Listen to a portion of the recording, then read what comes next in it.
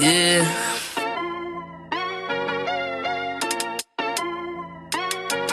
Yeah. Look at me. Bench Mob, they're speaking the facts that you wanna hear. They rep a jersey, the vision is clear. Diamonds glisten like a chandelier. You know what I'm here for, like Marshawn Lynch. At clutch time, we do not flinch. Real brothers, we do not switch. Hit home runs with the right pitch. Who run the city? What to do when they hating on you? I feel like Kobe 2010. Taking an L, all I need is a win. Business is business, you know how they go. You playing the seats, now it's time to grow. Tuning now, gotta be in the know. Showtime, bitch, my about to blow. I ain't seen from now. Bowser really. I was trying to tell you.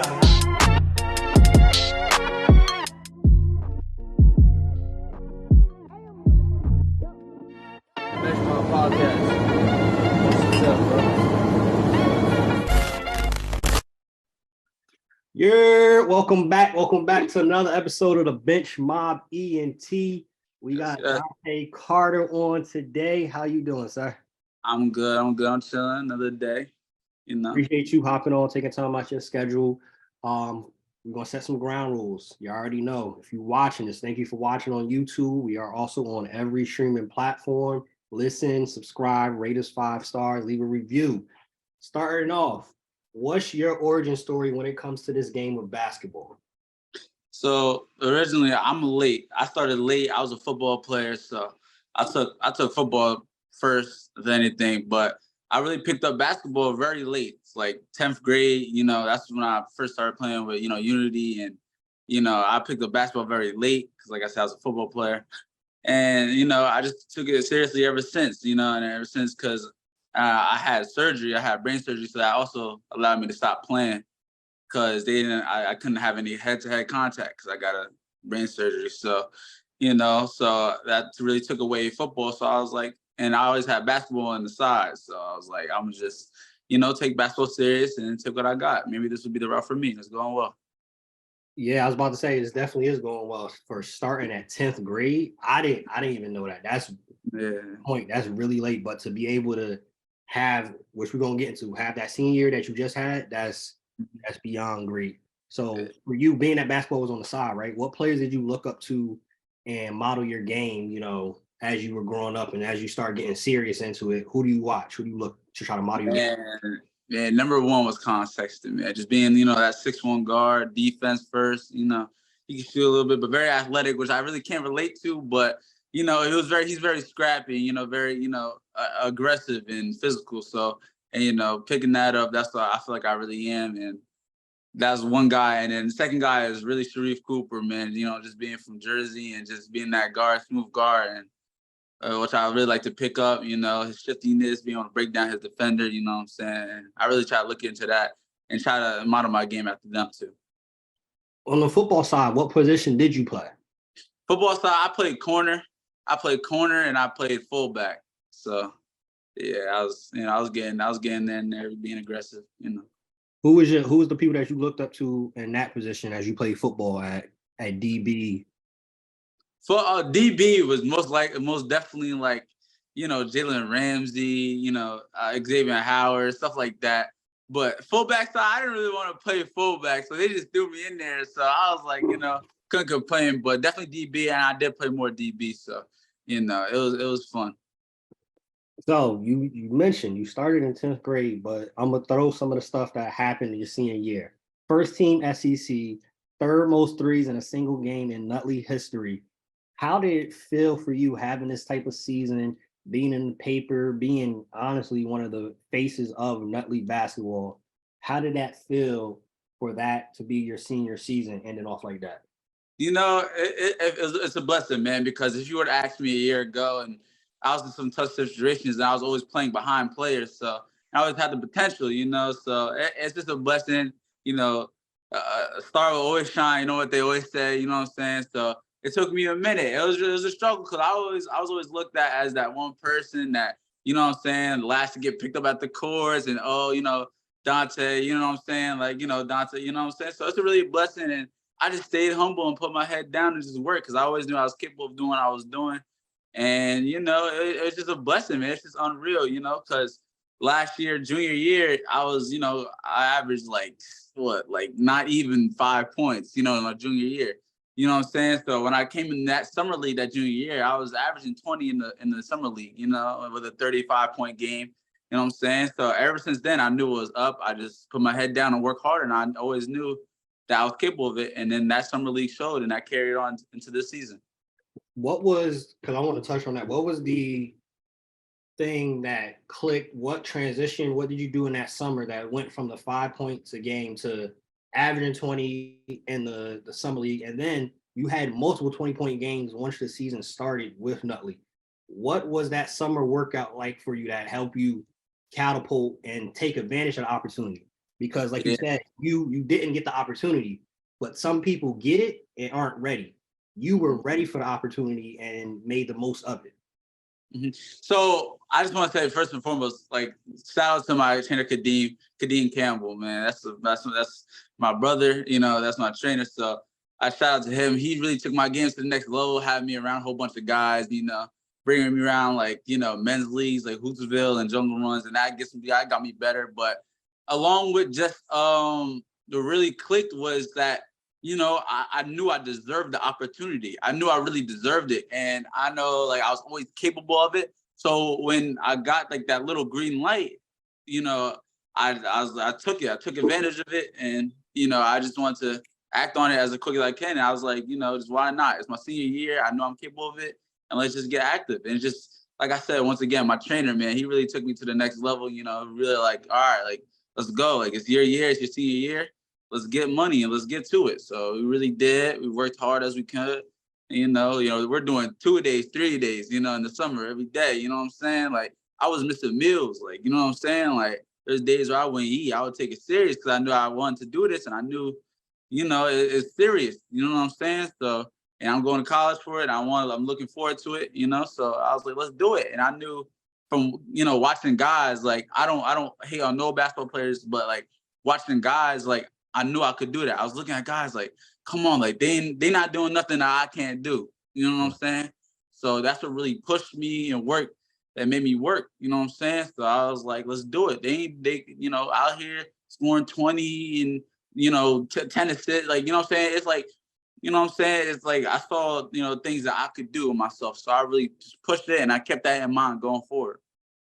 How was it winning 2 games in the Essex County tournament? And you guys were the 31st seed, got upset number 18 seed Montclair. What was that like? How was the emotions? Like, what was that for you, man? Yeah, man. Really, it really was a preparation. You know what I'm saying? It's like, because last year we lost first round to West Essex. You know, we were around the same seed, and it's like, I wanted to do better than last year. So it was a preparation. So coming into Cedar Grove, which was the first game, I was like, man, it's like this is like, you know, like we gotta sweep this team because, like, you know, Montclair, you know, there's a way harder team. So coming into Cedar Grove, we, you know, got them up out of there. Montclair, it was like we weren't supposed to win that game. So, you know, everybody was like, yeah, y'all play Montclair. And I was like, yeah, like, so what? Like, you know what I'm saying? Like, we got a chance, you know what I'm saying? So going there, it was like, you know, it was exciting. It was rough. They had their crowd, and, you know what I'm saying? They was bigger than us. Like, we were one of the smaller teams. You know, well, we're not too small, but, you know, guys, you know, from my team, we all play different sports. And, you know, teams like Montclair, you know how it is. Like, they play basketball, you know what I'm saying? So it was like, you know, it was fun.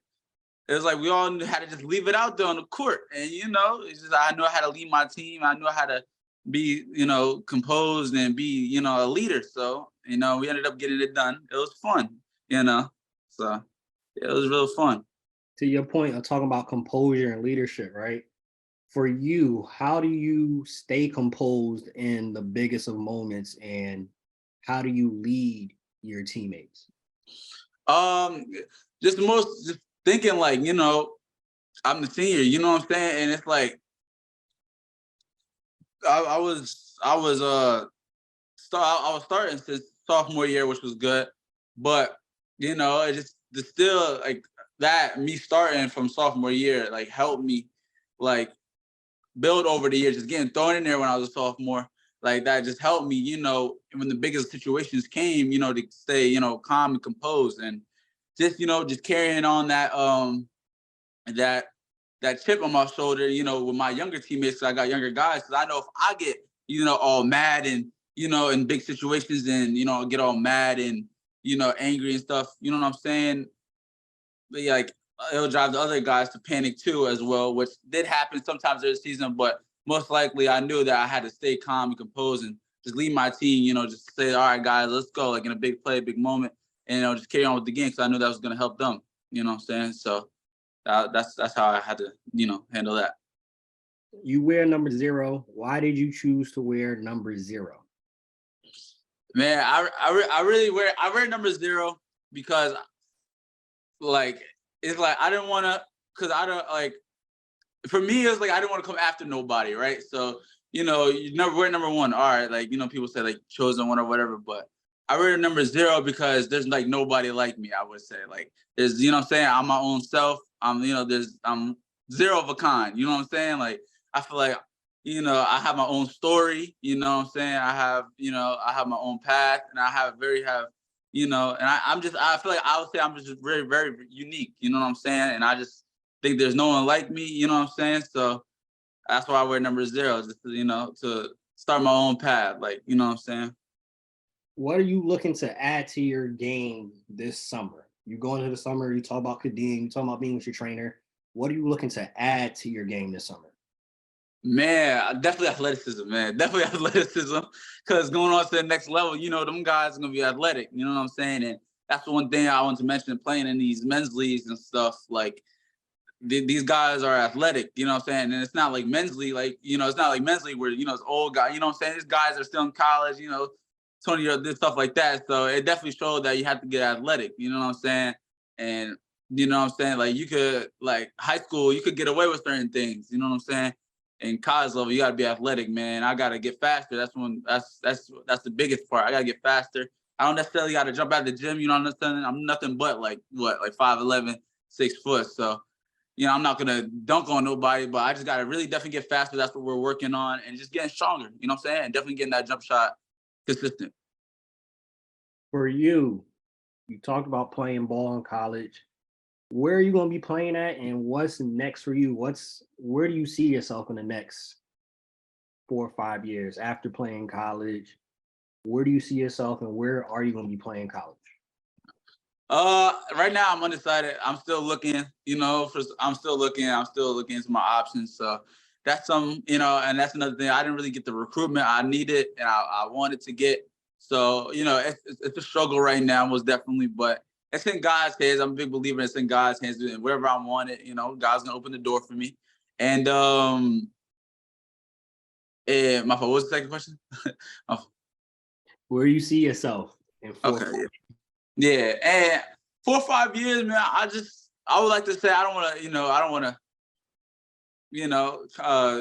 I can't predict the future, but just successful, man. Whatever I do is in God's hands. Like I know I'm gonna be successful. I would love to be playing ball, but I feel like I'm gonna be successful no matter what. Whether it's what y'all are doing, which I love, you know, sports kind of podcast, whether it's that, or whether it's basketball, or whether it's being the best engineer in the world, you know what I'm saying? I just see myself successful and, you know, and just working hard at whatever I do. That's a great mindset to have. Definitely, whatever God has planned, God set up for you is going to succeed. So Yes, sir. you are in the right mindset. God first, everything else will take care of itself after that. Yes, sir. That's right. 4th quarter segment, end of the show. What is your go-to meal? My go-to meal would definitely be buffalo wings and fries. Easy buffalo wings and fries. I eat that all day. Is there somewhere specific that you gotta get your buffalo wings from? Man, damn, that's a really great. That's a great question. That's a great question. Nah, I can't really. I mean, actually, what's it called? Buffalo Wild Wings. Actually, I'm going with the generic. Buffalo Wild Wings. Got it. The Buffalo Wild Wings. You bone in, bone out. I'm bone out, man. Come on, you gotta bone out. All right, you gonna bone. Yeah. All right. So game day. What's on your playlist on game day? Man, I'm definitely going.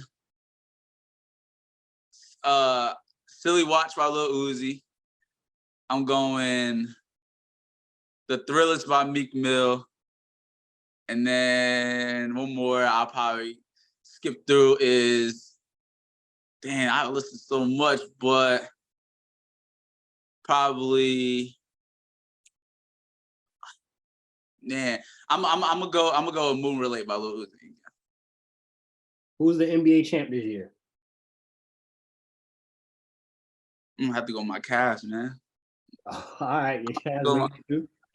Who's the best guard in the league right now? The best guard in the league right now.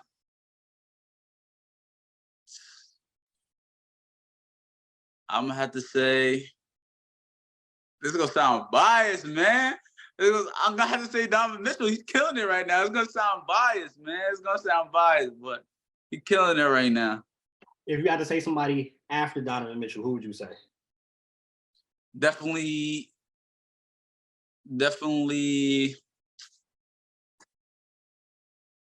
I'm gonna go with.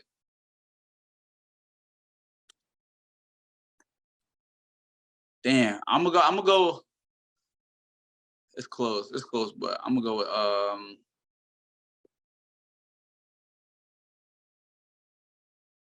You got I'm gonna Steph. go. Huh? You got Steph up there? Steph is definitely up there, but I was thinking like, yeah, nah, Steph is up there. I'll give Steph. Steph's killing it. Last one before we get you out of here. You're stranded on an island. What are 3 must-haves for you? All right, 3 must-haves is food. I'm gonna say food, like cooking equipment, because you're gonna have to go hunting. So actually my fault. See, that's just sound my fault. So cooking equipment, like any type of cooking utensils, my fault. Like I'm gonna say like a boat, let's say that. And I'm gonna say one of my siblings with me. Yeah, I know. All right. Well, you already know the vibes. If you stay ready, you're gonna gotta get ready. Bench Mob Ent, we out. Make sure you subscribe, like this, share this with a friend. Peace. All right.